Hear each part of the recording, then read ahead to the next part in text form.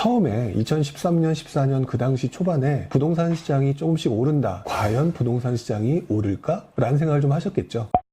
그러다가 시간이 흐르면서 부동산 시장의 상승이 조금 명확해지니까 그때서부터 여러분들은 부동산 시장에 투자를 해야겠다라고 생각을 하셨을 거고요.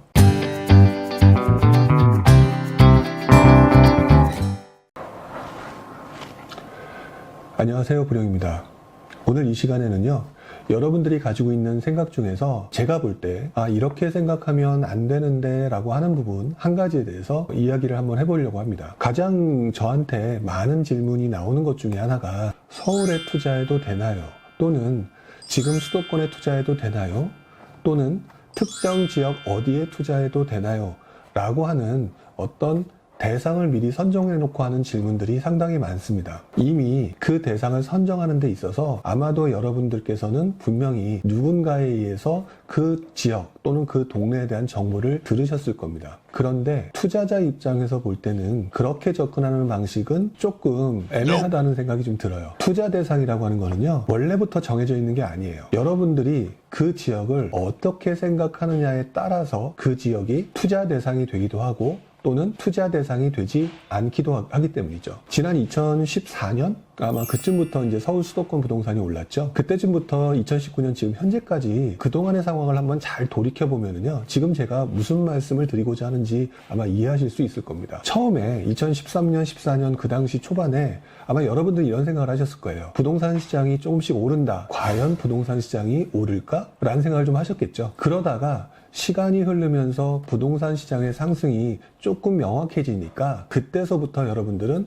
부동산 시장에 투자를 해야겠다라고 생각을 하셨을 거고요. 시간이 흘러 또 어떤 시점부터는 서울에 있는 부동산이 급등하는 걸 보셨을 겁니다. 그러자 여러분들은 다른 어떤 지역에 비해서도 서울 부동산이 낫겠다라고 생각을 하셨고, 서울 부동산에 보다 집중적으로 투자를 하시는 쪽으로 생각과 행동이 바뀌셨을 거고요. 그 당시에 서울에 투자를 하겠다라고 한 분들 이외에 또 다른 많은 분들은 또 이런 생각을 하셨습니다. 서울이 이렇게 많이 올랐는데 과연 더 오를 수 있을까? 라고 생각을 하셨죠. 그래서 많은 분들이 주저하기도 하고 투자를 미루기도 하셨었던 걸로 기억을 하는데요. 그 이후 또 어떻게 됐던가요? 아마 지금은 서울에 투자를 하라고 하는 것에 대해서 어떤 이들도 아니다라고 얘기를 할 수 있는 분들은 아마 이제는 없을 겁니다. 시간이 흐르면서 서울이 상승하는 것을 계속 봤고 그 이후 계속 시간이 흐르면서도 서울의 강세는 계속 이어졌기 때문이죠. 그런데 그 당시에 서울이 더 오를까라고 생각하셨던 분들이 그 이후에 또다시 생각이 바뀌기 시작했습니다. 왜 그러냐면 여러분 기억하시는지 모르겠지만 중도금 대출을 받을 때 보면은요, 9억 원 이상이냐 이하냐에 따라서 많은 차이가 있습니다. 9억 원 이하인 경우에는 중도금 대출이 가능해지는데 그 이상인 경우에는 중도금 대출이 불가능해지죠. 어쨌든 그 상황 때문에 9억 원이 넘느냐 안 넘느냐에 대해서 사람들이 굉장히 설왕설래가 있었던 시기인데요. 그래서인지 처음 9억 원이 넘어서 청약을 했을 때는 그 지역이 미분양이 났었던 적도 있었습니다. 그런데 그 이유를 자세히 살펴보게 되면은요, 이제는 9억 원 이상이냐 이하냐라고 하는 허그 보증 여부가 그다지 중요하지 않게 변해버렸습니다. 왜 그러냐면 서울의 부동산이 또다시 상승하면서 서울의 부동산 가격의 평균 가격이 이제는 기본적으로 10억 정도라고 얘기를 하고 있기 때문이죠. 여기서 한번 생각해 볼까요? 지금 현재 주변에 있는 아파트가 10억 원이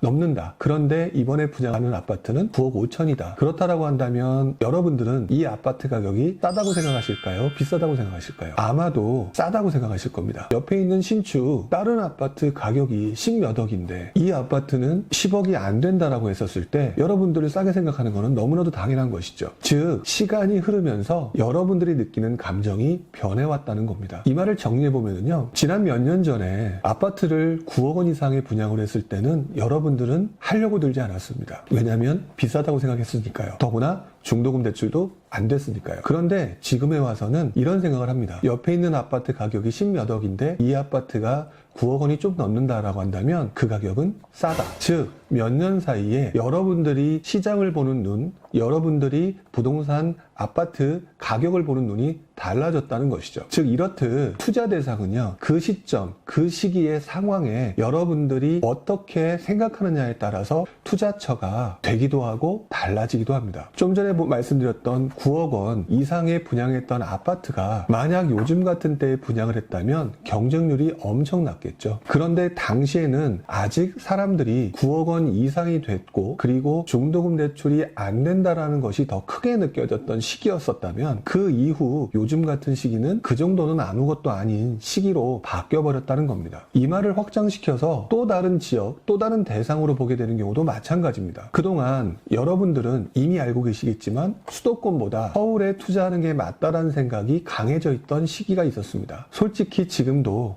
서울에 투자해야 된다고 생각하시죠. 그런데 서울 아파트 가격이 이렇게 많이 올라감으로 인해서 사람들의 생각이 조금씩 바뀌고 있는 것이 보여져야 됩니다. 왜냐면 한번 생각을 해볼까요? 서울의 아파트가 이제는 웬만한 가격은 10억이 아니라 12, 3억이 되는 상황이고 그 다음에 수도권에 있는 아파트도 조금씩 분양가는 올라가고 있는 상황입니다. 서울에 있는 아파트는 내가 분양을 받기가 어렵죠. 청약 경쟁률도 엄청나게 높고요. 더더구나 그거를 분양을 받는다 손치더라도 너무 많은 비용이 들어가기 때문에 내가 감당할 수 없을 수도 있으니까요. 그러다 보니까 사람들은 점차 대체제를 찾기 시작합니다. 그 대체제가 사람들에 따라 지금 두 가지 방향으로 나눠지고 있죠. 대표적인 것 중에 하나가 수도권을 바라보는 눈이 달라졌고요.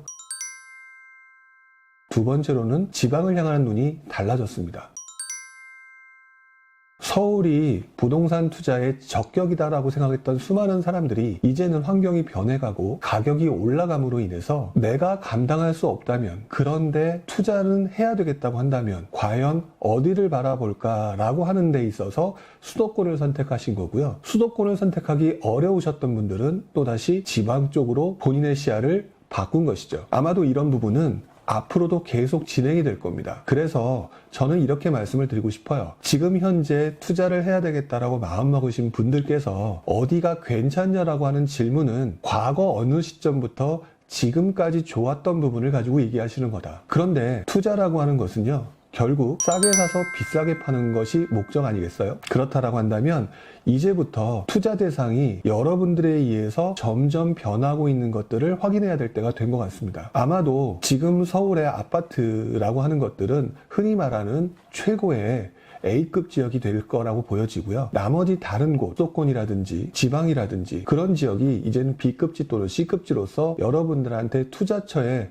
고려 대상이 되는 그런 시점이 되어가고 있는 것 같습니다. 여러분들의 생각이 바뀌고 있는데 자꾸 여러분들의 눈에 보여야만 움직이는 그런 모습들은요, 투자자로서는 조금 좋지 않은 모습이기도 합니다. 다시 한번 2014년도부터 2019년 현재까지 보게 되면은요, 처음에는 부동산이 오를까 말까라고 고민하시다가 그 다음에는 서울 부동산이 오를까 말까라고 고민을 하셨고 그 다음에는 9억 원이 넘는데 할까 말까를 고민하셨다가 지금은 다시 대안으로 수도권이 괜찮을까 지방이 괜찮을까라고 하는 여러분들의 투자 대상을 보는 눈이 달라졌던 것이죠. 다시 한번 곰곰이 생각해 보시고 앞으로 여러분들이 어떤 방향으로 생각할지를 한번 생각해 보는 것은 어떨까요? 앞으로도 저는 이렇게 여러분들한테 여러분들이 가지고 있는 생각들에 대해서 화두를 던지고요. 그 부분에 대해서 차근차근 풀어나갈 수 있도록 한번 계속 시도해 보겠습니다. 다음에 또 뵙도록 하겠습니다. 감사합니다.